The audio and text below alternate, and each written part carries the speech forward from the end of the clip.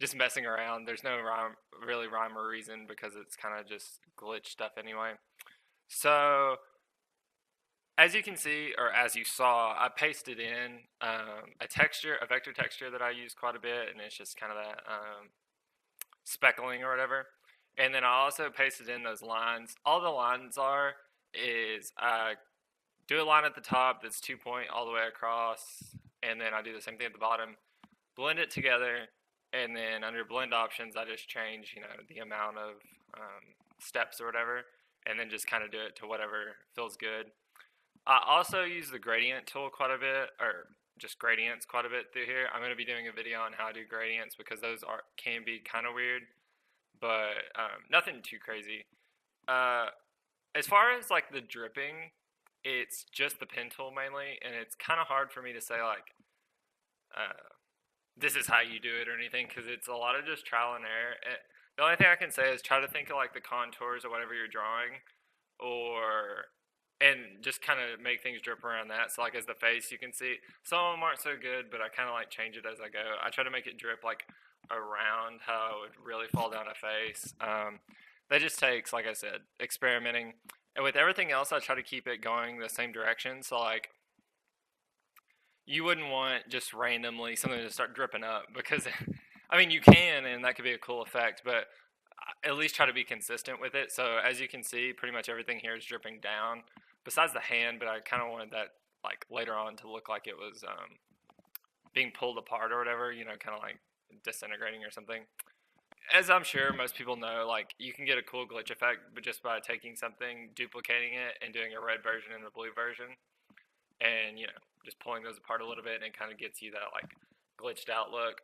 The only recommendation I'd have on that is try to you can get a cool effect by making them not all look the same. So as you can see, like right now, it literally looks like I just took that white shape, duplicated it red, duplicated it blue, and that looks kind of like boring. And as I go, I kind of edit those to just be different and kind of have their own movement per se, and that way it doesn't feel like kind of lazy or anything. It starts to feel organic.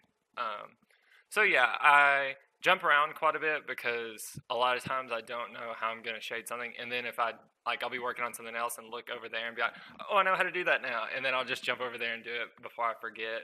So I'm sure that's pretty annoying to watch, but sorry, not much I can do.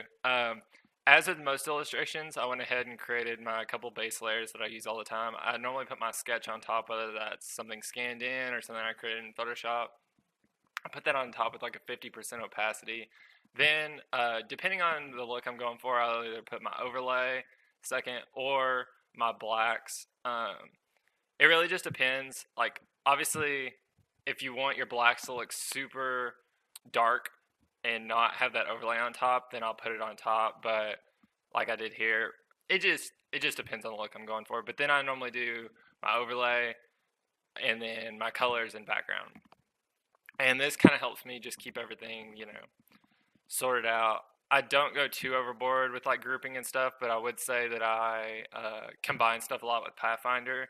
That's pretty essential because I kind of draw in like little shapes, As you can see, like I'm just literally just adding on to things with the pen tool, and then I just merge them together, or or I subtract it away with the Pathfinder tool, and this just kind of keeps everything condensed, and also it keeps your file smaller. That way you don't have like a billion points, because I click quite a bit, and so if I never combined anything, it would just end up, I learned from experience, it ends up just like making the file too big to even work with, and then it ends up crashing and you get sad. So yeah, like I mentioned earlier, I'm editing the blue and the red and just changing them. And yeah, so that's going to be about it for as far as like me explaining, because like I said, don't have a ton to say. It's mainly just me working. I'm going to let the rest play out in time lapse. If you do have any questions, be sure to leave a comment. I'm not the best at explaining things, so like if I leave something out and you're like, yo, how'd you do this? Just ask, and we'll try my best to like, explain it and everything. So yeah, I appreciate it. Like you checking out the video. Don't forget to like and subscribe. And yeah, I'll see you on the next one.